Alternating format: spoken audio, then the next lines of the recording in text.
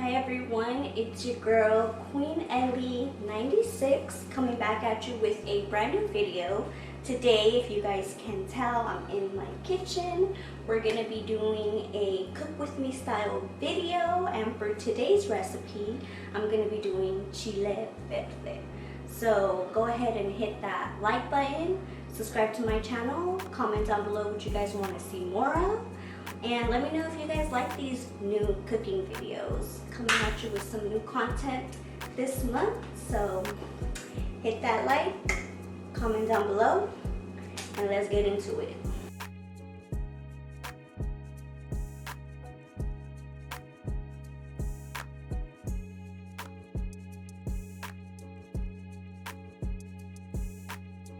Okay, so to start off with, I'm gonna be using 8 tomatillos or green tomatoes from any grocery store. Just make sure you peel them and you wash them really good.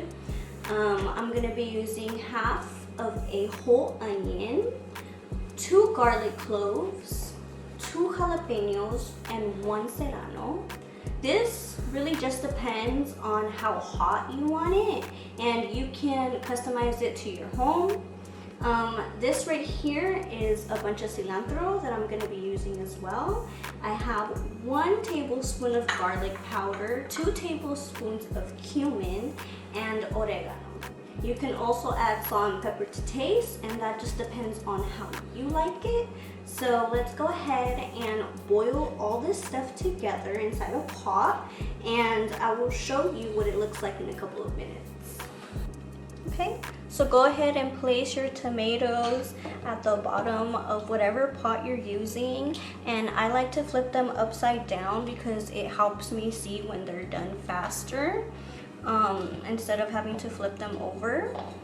I'm only going to be putting the onion, the jalapenos, the serrano, and the garlic to boil. So make sure these are the only things you are putting to boil.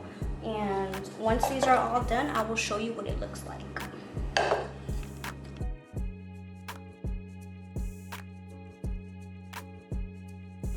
So now you are gonna take whatever choice of meat that you choose to make this chile verde with. Today I'm gonna be using beef chuck roast. I have about 3 pounds here. This is what I'm going to be using today. This should be enough to feed about 5 to 4 people. So what you want to do is you want to look at your meat and you want to see if it has any fat. Luckily for me, it doesn't really look like this meat has a lot of fat. So as I go, I will trim off fat. But what you have to do is chop it up into chunks. So I'm gonna go ahead and slice it down the middle so that it's a little bit easier for me when it comes to trying to find fat, things like that. But basically what you're gonna be doing with your meat is just slicing it up. Make sure you have a really sharp knife for this because this is gonna take a lot of knife skill. So I'm just gonna go ahead and see like how big I want my chunk. So I'm gonna cut my meat into four different pieces so that I have an even amount to work with. And then if I see fat, I'll just take it off like this.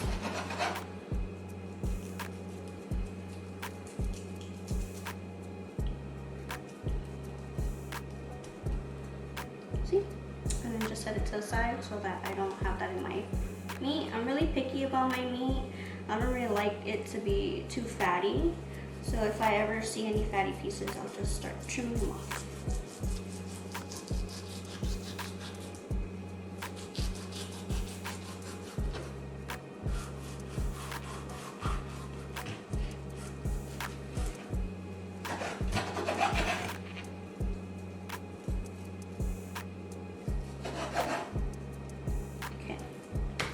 So you want to cut your meat about this big right here. Nothing too big, nothing too small, something that is easily like bite-sized. So you're just gonna continue to do that with the entire meat that you have, with all the meat that you have. So you're just gonna keep cutting it into bite-sized chunks. So by the time you're done chopping your meat up into little chunks, your tomatillos should look like this. And then you're just gonna wanna transfer them into a blender. What I like to do though is I like to put the cilantro all the way at the bottom, just so that it blends inside the blender, because sometimes when you leave the cilantro on top of the blender, it doesn't get fully mashed up. So I'm just gonna continue to add everything that you have boiled into the blender.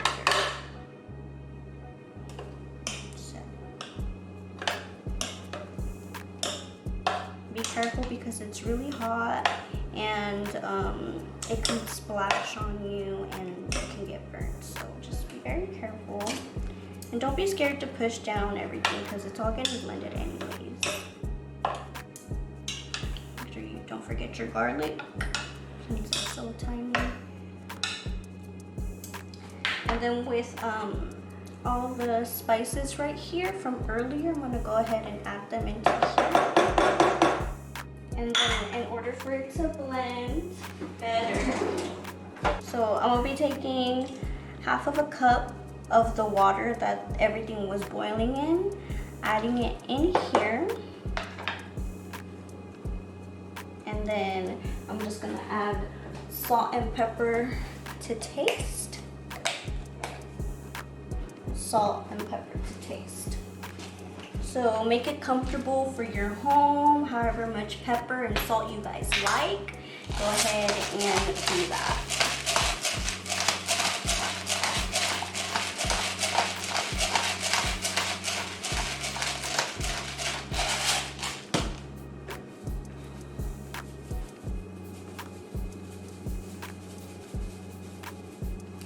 I added about a tablespoon or two, but you can always add more.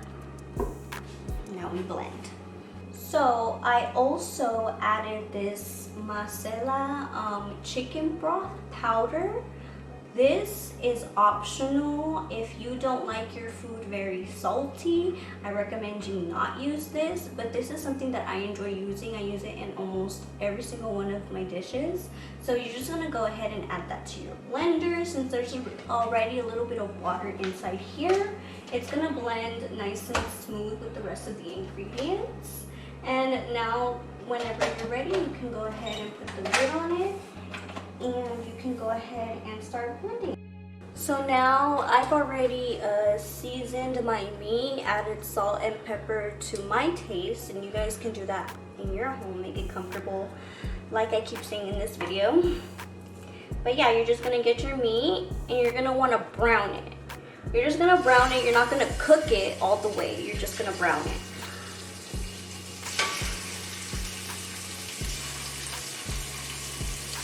I've already oiled this pan, and this is a cast iron skillet, which is something that you guys should really invest in because it helps your cooking taste a whole lot better because it retains a lot of flavor in the skillet itself.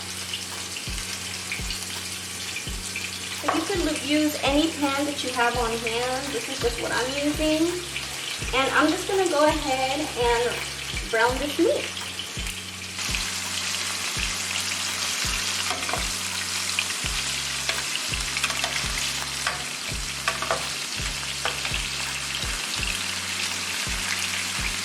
Okay, so after you have browned your meat, you're gonna go ahead and transfer it into a crock pot or regular pot. Today I'm using my crock pot because I like the way the crock pot slow cooks the meat and the flavor has more of a chance to develop when it's in here. So I'm just gonna go ahead and add all my meat that I have browned. And as you can see, you know, they're all pretty brown now. They're not cooked all the way. You can still see a little bit of pink. but that's the point of putting it in here. So I'm just gonna continue until there's no more meat on my pan.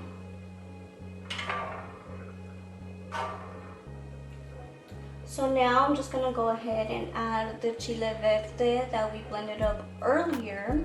I've already tasted it and it tastes perfect for my home. So I'm just gonna go ahead and add that to the pot. And I'm just gonna eyeball it, and it looks like there's still a little bit of stuff in here. So I'm gonna get some water, about a cup, and then just swish it around.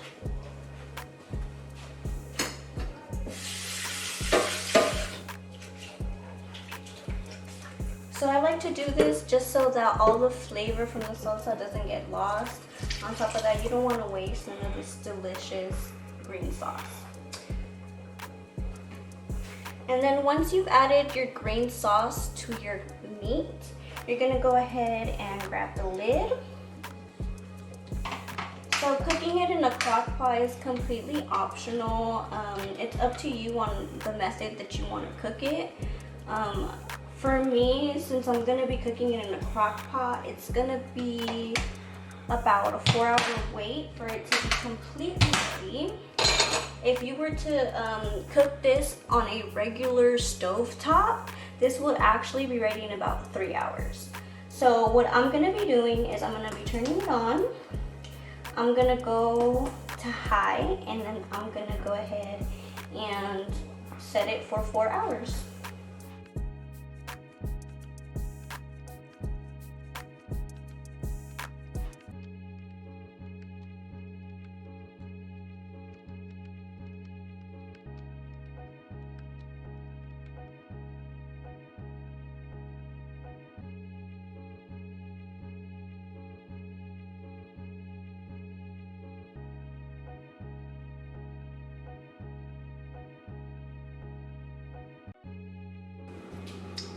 Okay, so now that it's been a couple of hours, your meat should be done, and this is gonna be the last part of the video. We're gonna do the taste test just to let you guys know our first impressions right off the bat of this chile verde.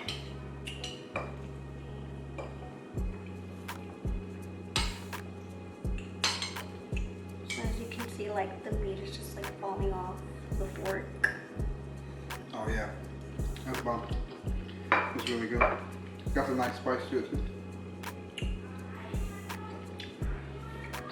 So I paired it with beans and rice because those are my favorite. You could also pair it with some tortillas or anything that you like on the side.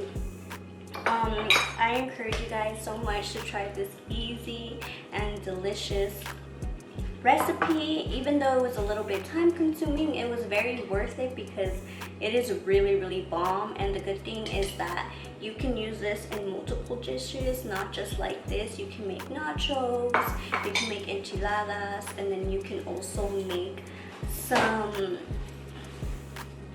so you can basically make anything with this chile verde recipe. Go ahead and subscribe to my channel if you want to see more videos like this one. I encourage this recipe for anyone who is a beginner in cooking because it's one of the simplest recipes that I've tried. So go ahead and give this one a shot. Comment down below what other cooking videos you guys would like to see from me. And if you haven't already, go ahead and click that notification bell so you can be part of Queen Ellie 96's family and you can keep up with everything that I do. So thank you guys so much for watching. Hope you guys are having a really good day or night wherever you are, and enjoy. Peace.